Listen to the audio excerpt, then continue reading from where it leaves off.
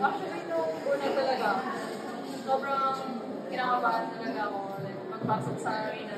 Ito na talaga, and grabe talaga yung feeling. And parang yeah, sabi nga ng mga artists ko, na parang relax lang, just enjoy the game. And yun, mas ano ba yung confidence ko with Yung view mo, mas kulang dito sa debut mo kasi ayun, out of town siya, sobrang daming tao, tapos against yung reigning champions pa.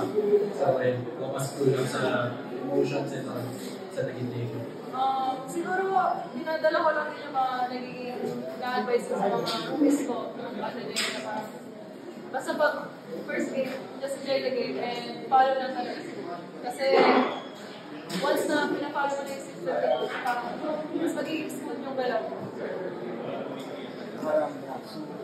Somehow ba may pressure sa iyo dala-dala para sa performance? Actually, yun nga, parang pinili ako na very excited ako kasi nasa isip ko talaga rin na parang very highly competitive ang nangyayari sa team namin.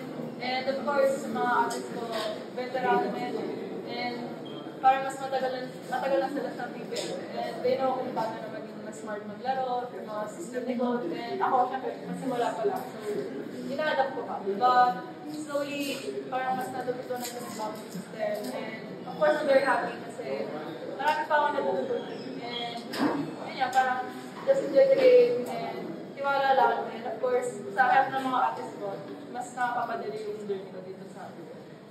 What can you say about her performance?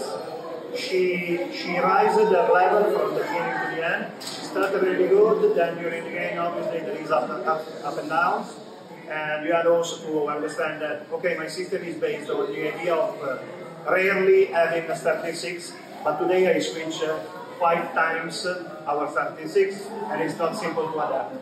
So to have a reaction like this is explaining everyone why she has been my first pickup in the draft.